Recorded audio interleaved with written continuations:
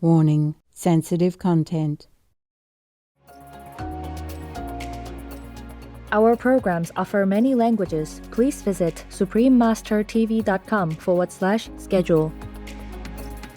We're working on policy that can make it easier for drug developers, for example, to use methods that are not animal testing. Dr. Aysha Akhtar, vegan, leader in animal person rights and neurology part 2 of 2. Please continue watching to find out more.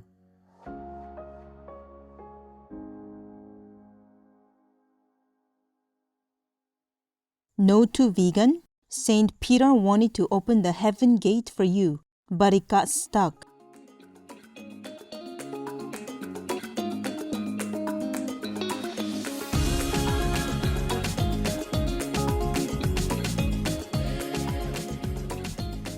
Komoye, lovely viewers. This means how are you, Haitian Creole, one of the 2 official languages of Haiti.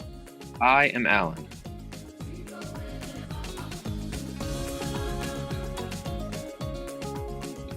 The large-hearted people of Haiti wish you good health and well-being.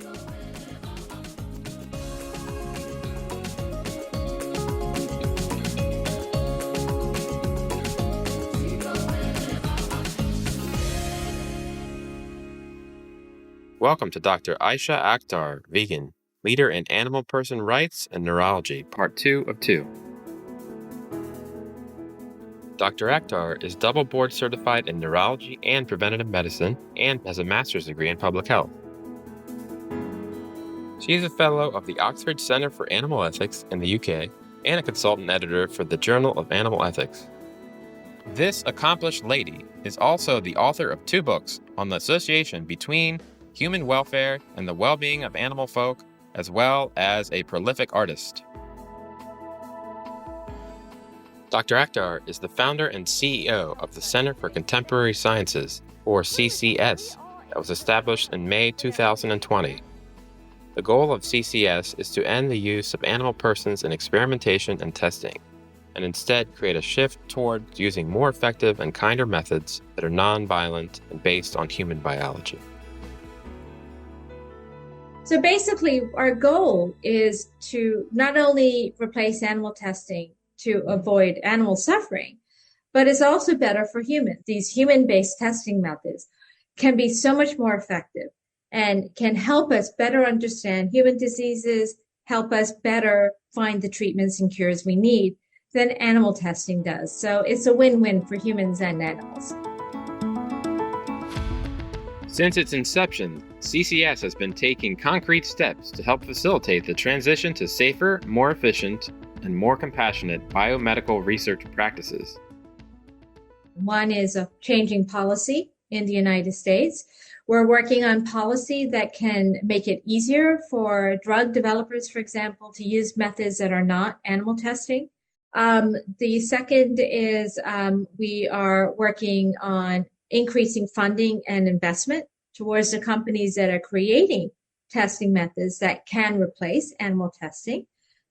Third, what we hope, if we can raise sufficient funds, is to implement an educational curriculum program in which we integrate educational curriculum into the universities that allows biomedical students to learn and train in these non-animal testing methods. And then the fourth is we're working on creating a pledge campaign in which we work with many industries that currently still conduct a lot of animal testing to start working with them to get some kind of commitment to work towards replacing animal use. Unfortunately, it is a pervasive belief among individuals that the results of animal-people experiments are valid and can be generalized to human beings. In recent years, a growing body of academic research firmly demonstrates that it is not true. Dr. Akhtar says research has revealed that about 95% of the drugs and vaccines found to be safe and effective in animal persons have failed during human trials. Therefore, the use of animals as models for humans is an unreliable and faulty way of understanding what's happening in the human body. CCS thus aims to increase the adoption and use of and funding for new testing methods that are based on human biology.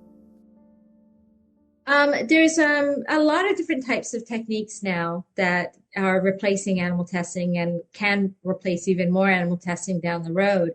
There's virtual simulations. Now what we can do virtually, what we can do with computer modeling and those types of techniques are so much more sophisticated than they ever were before.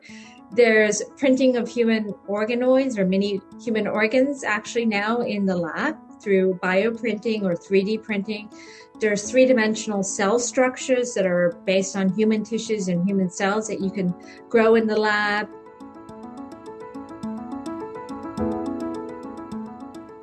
There's what's called human chip technology, in which you have human organs on a chip now. You can have most of the human body on a chip now.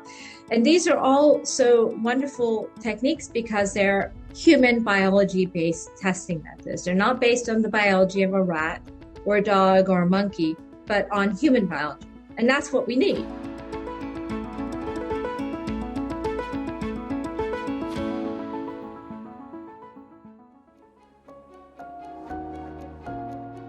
The United States Food and Drug Administration, or FDA, is the U.S. government agency that sets the rules on the required testing for food and drugs before their sale. CCS partners with other like-minded organizations to help change FDA policies that are not animal-friendly. For example, CCS is the scientific lead behind the FDA Modernization Act of 2021, a bill that is currently under consideration by the U.S. Congress and has gained widespread bipartisan support. The legislation would allow drug manufacturers and sponsors to seek market approval for a new medicine using methods other than animal person testing to investigate the safety and effectiveness of a medication.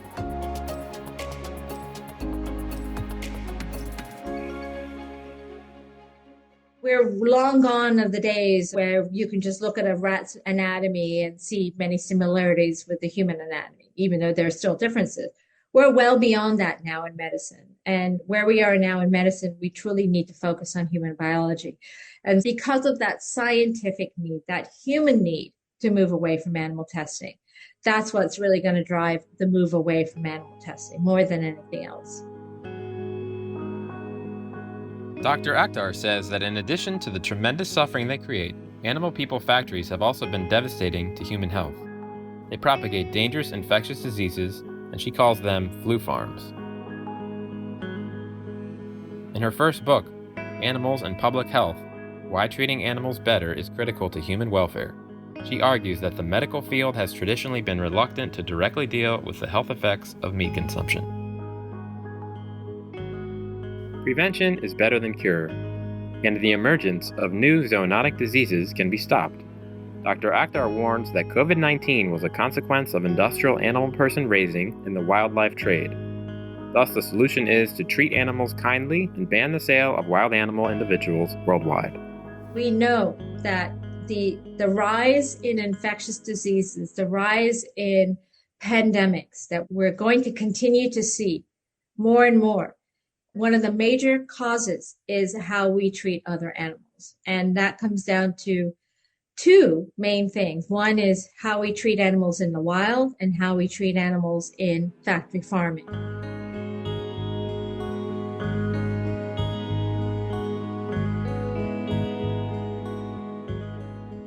And U.S. is one of the major players in the wildlife trade. We're one of the major exporters and importers of wild animals. The wild animal trade is a significant contributor to new infectious disease risks that we're seeing.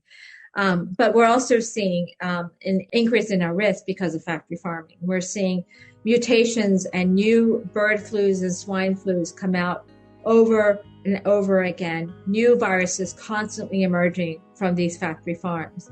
And we've been very lucky so far because there have been some viruses that have come out that have been incredibly deadly in humans, far deadlier than COVID-19, but they haven't been very infectious among humans.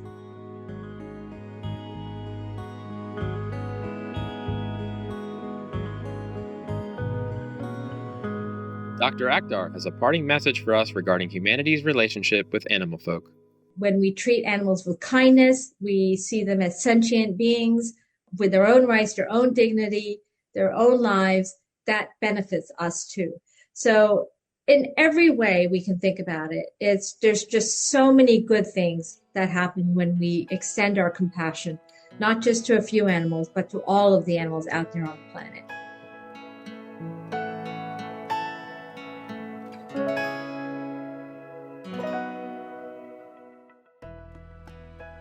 For more information about Dr. Aysha Akhtar and her work, please visit AyshaAkhtar.com, contemporarysciences.org.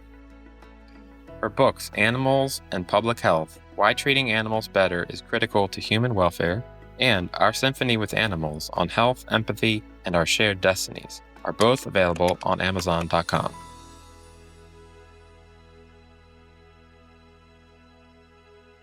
Don't be vegan because you don't feel the pain of tortured animal people. Well, you will in hell. Loving viewers, thank you for your company today on our program. Up next is The British Monarchy Should Be Respected and Appreciated, Part 8 of 8 on Between Master and Disciples. May you always enjoy God's favor.